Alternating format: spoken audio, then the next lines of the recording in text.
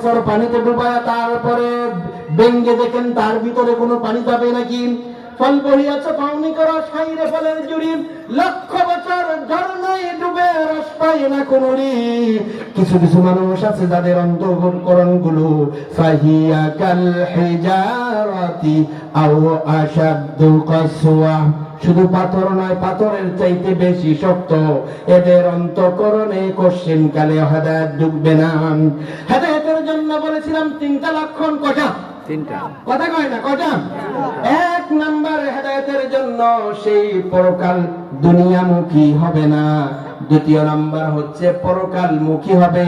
তিন নাম্বার হচ্ছে মৃত্যুর জন্য সে ব্যক্তি প্রস্তুত থাকবে। দুনিয়ামুখী হবে না, পরকালমুখী হবে, মৃত্যুর জন্য প্রস্তুত থাকবে। কয়টা লক্ষণ? তিনটা। দেখি বলতে পারেননি। কয়টা? তিনটা। এক নাম্বার দুই নাম্বার দুনিয়ামুখী হবে, তিন নাম্বার মৃত্যু।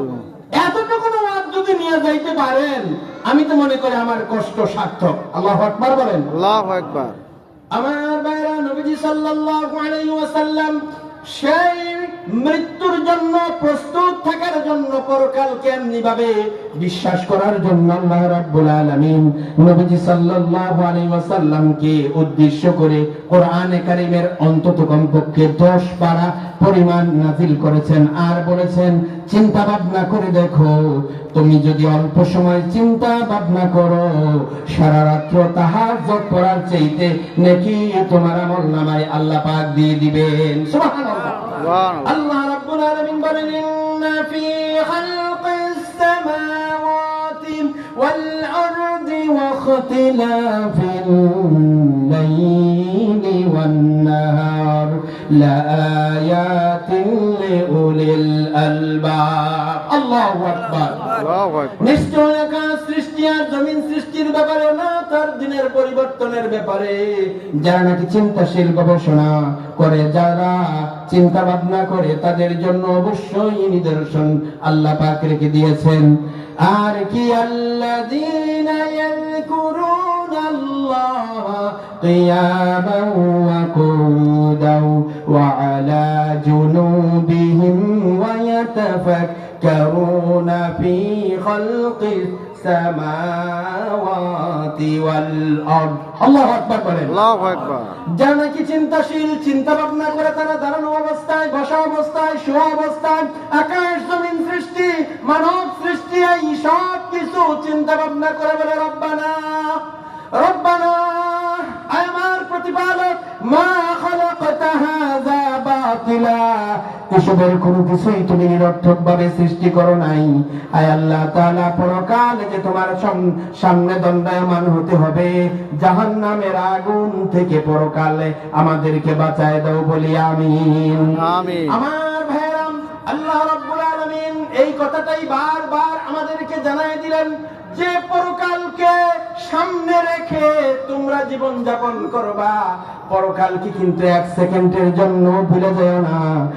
কবরে প্রতিদিন কমপক্ষে 40 বার আমাকে আপনাকে ডাকতে থাকে।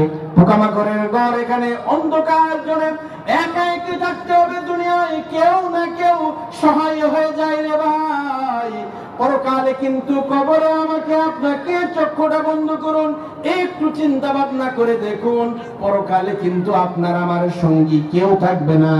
দুনিয়াতে আমরা আছি, দুনিয়াতে খাবার দাবার ক্ষমতা আর প্রতিপত্তির জন্য রিজিকের পেছনে ঘুরতে ঘুরতে আমাদের পরকাল ভুলে গিয়েছি।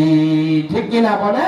ঠিক। রিজিকের পেছনে আর দুনিয়ার পেছনে ঘুরতে ঘুরতে আমরা জীবন শেষ। ঠালাওয়ালা, ব্যানওয়ালা, কলিওয়ালা কাম করি, সময় পাই না, আবার নামাজ পড়বো কোন সময়?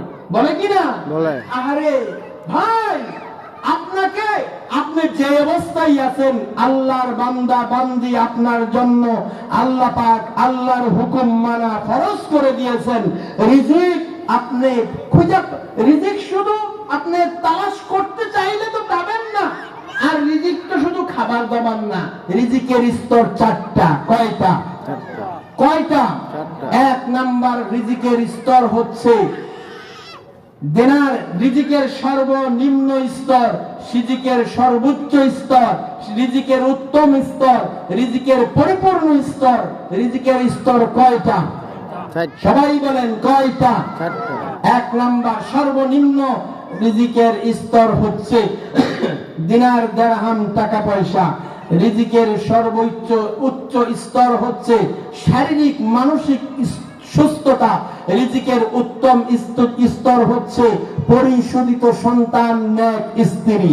আলহামদুলিল্লাহ বলেন। আলহামদুলিল্লাহ। নেক স্ত্রী যারা পাইছেন, রব্বানা আতিনা ফিদ দুনিয়া হাসানা ওয়া ফিল আখিরাতি হাসানা, এই আয়াতের ব্যাখ্যায় ফখরুদ্দিন রাজি রাহমাতুল্লাহি আলাইহি তিনি রিজিকের ব্যাখ্যা করেছেন যে এই রিজিক হচ্ছে নেক স্ত্রী। সুবহানাল্লাহ বলেন। যাদের নেক স্ত্রী আছে, কত বড় নিয়ামত যে আল্লাহ পাক দিয়েছেন।